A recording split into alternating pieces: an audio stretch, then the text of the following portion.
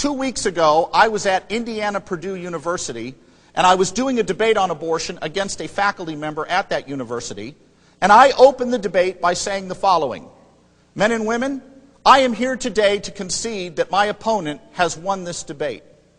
She's right. We shouldn't restrict abortion for any reason. There should be no laws passed against it. Abortion should remain legal through all 9 months of pregnancy, as is currently allowable. In addition to that, even partial birth abortion ought to be allowed. Even a procedure that ends the life of a human fetus in the process of being born ought to be allowed legally and morally. Furthermore, I wish to concede that I have lost this debate before it's even begun. In other words, I am standing up in front of all of you, I said to the students, to concede that my opponent has won. If. By the way, all the pro-lifers in the audience had passed out by that point. If what? If what? If the unborn are not human. And if Kat can demonstrate, that was her name, if Kat can demonstrate that the unborn are not human, using scientific and philosophic reasoning, I will concede that this debate is won by her side of the issue, and I will be the first to join her in her adventure to keep abortion legal. The reason, I said to the audience, is simply this: I am vigorously pro-choice on women choosing their own health care providers, their own doctors, their own husbands, their own religions, their own worldview, their own sociological economic status. I'm in favor of them choosing where they live. All of these things are choices I fully support for the women of our culture. But some choices are wrong, like killing defenseless human beings simply because they're in the way and can't defend themselves. That's a choice we shouldn't allow.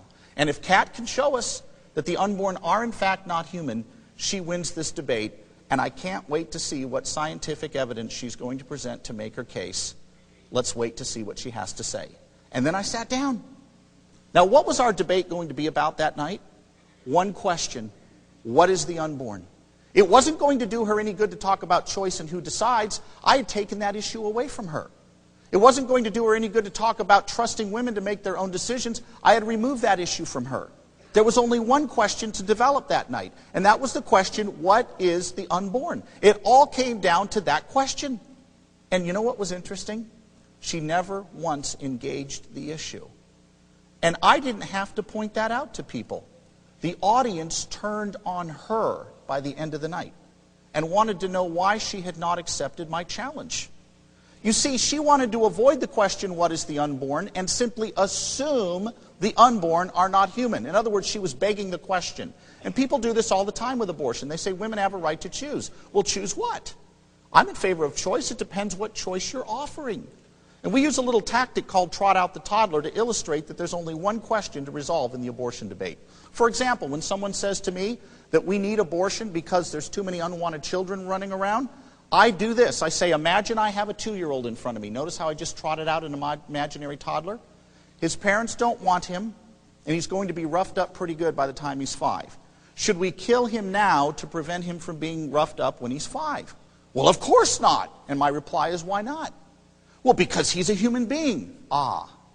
Then if the unborn are human, like that toddler, should we kill the unborn for being unwanted any more than we kill the toddler? Oh, but that's not the same thing. You're assuming the fetus is human. It's not human. The toddler is, but the fetus isn't. That's the issue. Are they both human? You see, it doesn't come down to choice. It doesn't come down to privacy.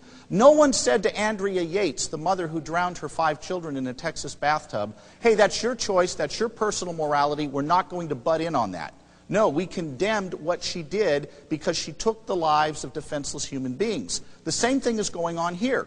If abortion does not take the life of a defenseless human being, I'm not opposed to it. However, if it does, then the arguments that are used to justify it need to be as compelling as those we would use to justify killing a toddler. And my opponents did not make that case. Now, what's interesting about this is you can illustrate it another way.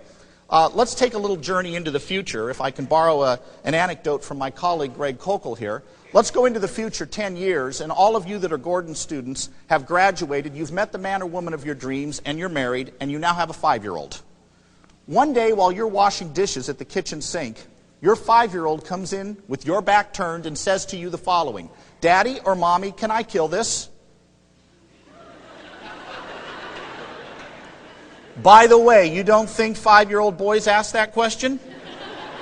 I have 3 boys at home. I hear that question weekly, and usually he has his brother by the neck. You can't answer the question, can I kill this, till you answer the prior question, what is it?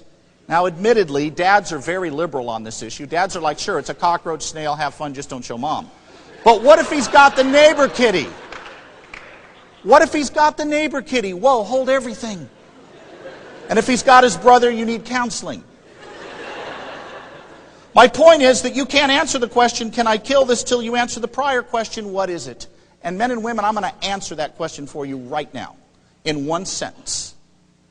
If you summarize hundreds of volumes of embryology textbooks in any med school in the world, here's what you will find out. I can summarize it for you in a sentence.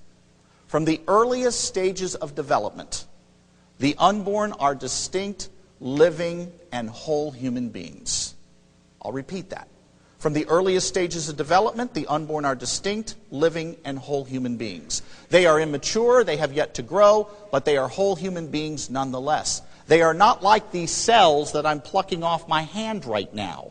Right now, these cells that I have removed, what we call somatic cells or bodily cells, contain my DNA code. But have I just committed mass murder? No. Because these cells here are merely part of a larger human being, me. They are not distinct, living, whole human beings like the embryo. In other words, there's a difference in kind between an embryo and bodily cells. That's the facts of science. And by the way, those are not in dispute in any credible embryology textbook I've ever seen. Even if the embryology editors of that particular textbook favor abortion, they do so for other reasons, not because they say it's not a human being. They concede it is. Now, what's interesting is in the culture out there, people will try to disguise the real issue. They'll try to ignore the scientific evidence and argue for their view by changing the subject. I'll give you a classic example.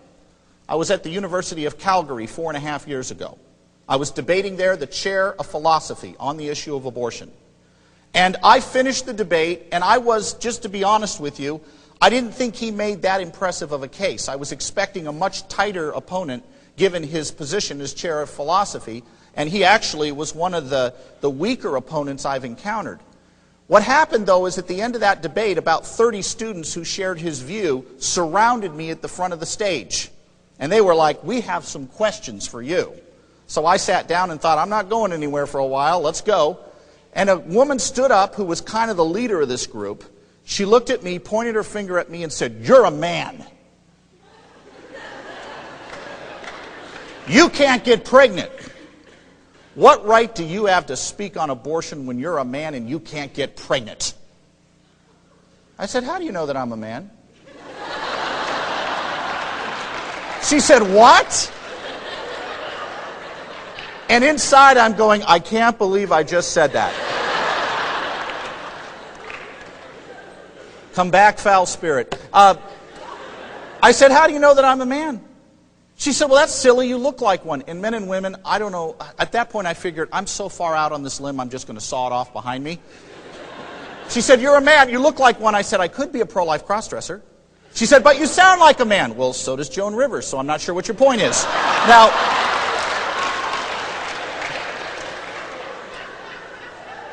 I don't advise this as a tactic. It nearly got me killed. But my point was a serious one, though I've never done that since. Here was my point. Arguments don't have gender, people do. By the way, don't pro-life women use the same exact arguments I do? Yes, they do. So you can't refute my case by fallaciously attacking me. You have to refute my evidence.